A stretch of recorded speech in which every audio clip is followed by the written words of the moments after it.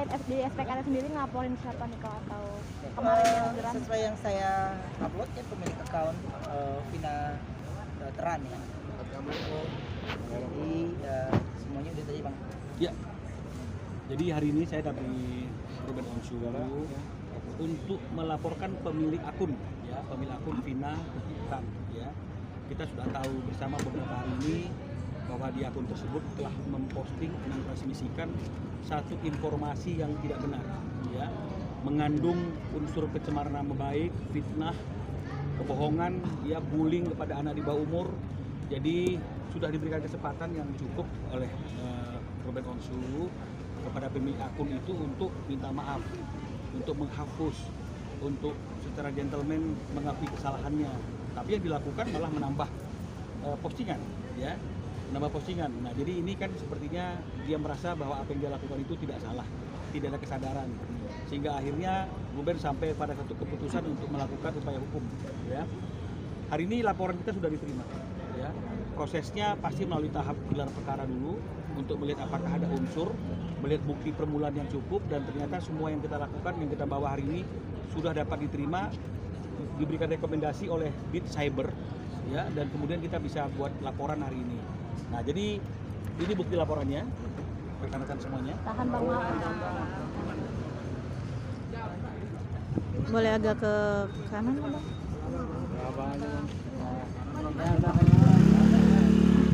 Nomor LP-nya Bang, nomor LP-nya nomor STTLP _B _5364 _7 tertanggal hari ini Polda Metro Jaya. Ya. Pasalnya sendiri Bang? Nah, jadi ini ada pasal berlapis, ya. Jadi ada 310, 311 sebagaimana yang diatur oleh Undang-Undang Hukum Pidana, yaitu pencemaran nama baik dan juga fitnah, ya, karena ada pencemaran dan isinya adalah fitnah. Lalu kita kaitkan dengan pasal yang berkaitan dengan Undang-Undang Transaksi Elektronik (ITE), ya, karena memang cara dia untuk menyebarkan fitnah dan kebohongan itu melalui media sosial, ya. Maka kita kawinkan juga dengan pasal 27 jungto pasal 45, ya, jungto pasal 32. Ya, jadi pasal 32 ini pasal yang paling berat. Ayat 1 itu ancamannya 8 tahun. Ya, karena ini berkaitan dengan orang yang mengubah, menambahi, mengurangi satu informasi atau data. Jadi kan dalam postingan itu kan ada rekayasa, ya, terhadap gambar yang diambil, foto Putri Ruben yang diambil. Jadi ini merupakan tindakan yang merubah, mengurangi, menambah satu data dan kemudian mentransmisikannya ulang, ya, seperti apa yang dia lakukannya. Ini ancamannya 8 tahun penjara. Jadi nggak main-main. Karena pasal 27, pasal 40, 45 itu 3 tahun, ya, 3 tahun. Tapi ini 8 tahun penjara. Kita lapis lagi dengan Undang-Undang Perlindungan Anak. Pasal 1 jungto pasal 15A dan kemudian pasal 76C jungto pasal 80. Ini ancamannya adalah 3 tahun. Karena apapun juga yang dia bully ini adalah anak yang masih di bawah umur. Jadi pasalnya sangat banyak sekali, ya. Ada pasal 310, 311 KUH pidana. Jadi ada 3 undang-undang nih KUH pidana, ya. Ada pasal 27 jungto pasal 45 jungto pasal 32 Undang-Undang ITE, ancaman tertinggi 8 tahun. Kemudian dijungkiskan lagi dengan Undang-Undang Perlindungan Anak.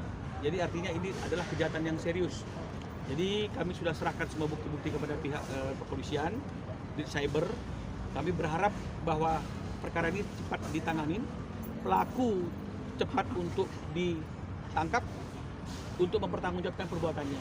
Karena ini adalah negara hukum. Sudah diketahui Bang? Artinya dari IP address-nya di cyber kami yakin pasti akan sudah bisa melacaknya, dan kami juga dengan timnya Ruben Onsu sudah juga memberikan bantuan informasi sebatas apa yang kami dapatkan. Tapi pasti pihak kepolisian dalam hal ini di cyber Polda Metro Jaya pasti sudah lebih canggih dalam melakukan hal tersebut, ya. Artinya ini juga peringatan kepada orang-orang yang masih gatal tangannya untuk mencari popularitas dengan melakukan hal-hal yang melawan hukum. Hari ini kita sudah punya satu unit khusus. Ya, dulu kan cyber itu di bawah Krimsus, ya. Tapi sekarang ini sudah berdiri sendiri secara mandiri di cyber. Ya, jadi ini menunjukkan bahwa ada sikap keseriusan dari pihak kepolisian untuk memberantas kejahatan-kejahatan cyber.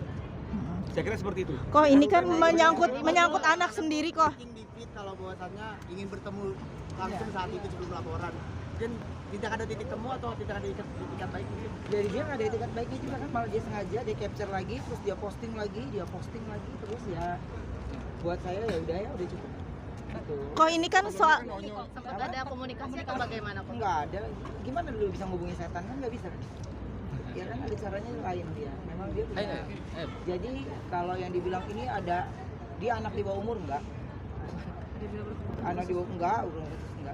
Diduga ibu-ibu ya Pak? Apa? Diduga ibu. Bukan diduga ibu-ibu udah bukan diduga lagi. kok, tapi ini kan terkait anak sendiri tahu nggak sih kok permasalahan ini? Ya insya Allah mudah-mudahan dia nggak baca-baca lagi. Cara melindungi seperti apa? Kan mungkin sudah lumayan besar juga kali Dan ya. bisa membaca juga ya udah. Membatasi main sosmed apa gimana kok? Untungnya dia punya banyak kegiatan. Setelah dia pulang sekolah dia punya banyak kegiatan dan pegang handphone tuh dia sebentar doang. Nah biasanya kalau pegang handphone tuh lebih ke gambar-gambar. Jadi dia kalau buka handphone langsung buat nulis-nulis gitu ya. Jadi dia nggak yang nge-scroll. Udah ya mudah-mudahan kan kalau kita tetap menjaga aja gitu. Jadi saya pastikan enggak, tapi nanti pihak kepolisian lah yang lebih enak menjelaskan ya. Ya kalau orang yang mengalami gangguan nggak akan bisa buat yang seperti ini, nggak kepikir lah. Pasti orang waras.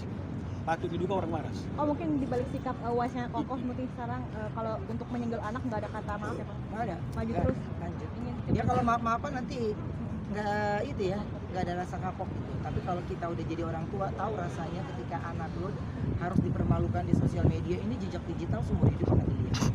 Tapi minimal yang dilakukan sama orang tuanya, ya dia akan ngelihat. Jadi ketika dia lagi dihujat, lagi dipermalukan, ada orang tua yang membelanya. Sebelumnya kan kalau Keben membackup sepenuhnya Onyo Ya. sekarang Onyo sudah besar, udah bisa ada tanggung jawab dia juga untuk membackup adiknya juga. Iya pasti kalau nggak ada kegiatan dia pasti mau ikut mendampingi. Tapi buat saya gini ini udah urusan orang tua aja. Onyo fokus dengan pekerjaannya.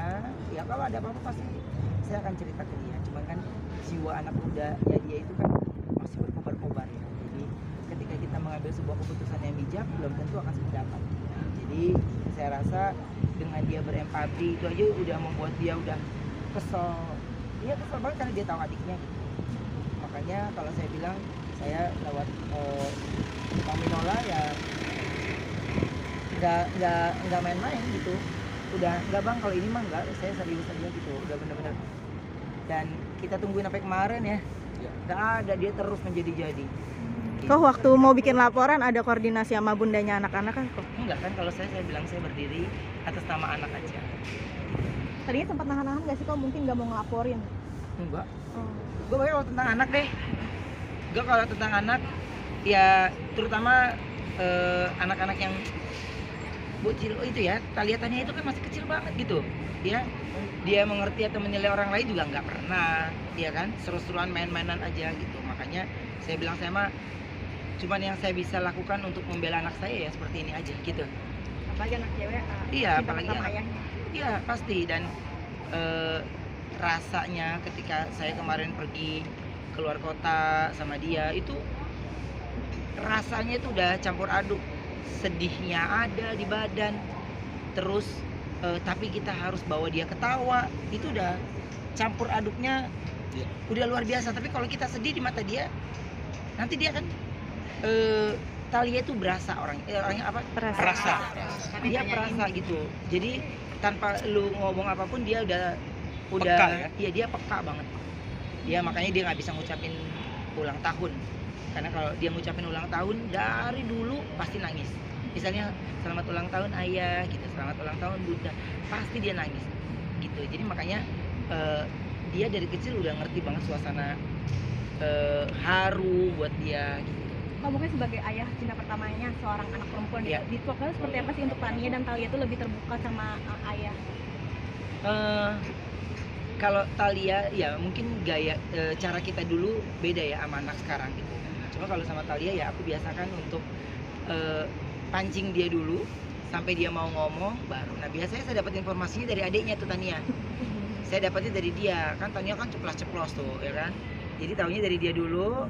Oke, terus saya pernah nggak dengar, terus dia kode-kodean mata tuh berdua supaya ayahnya nggak tahu. Ntar baru kalau saya lagi berdua sama dia atau dia lagi digendong, nah baru tuh dia cerita. Biasanya Talia itu mesti berdua baru. Tapi kalau ada yang lain dia enggak. Ya, oke. Makasih teman-teman, makasih Oke. semua. Makasih ya, Ko. Makasih. Sehat-sehat, Ko.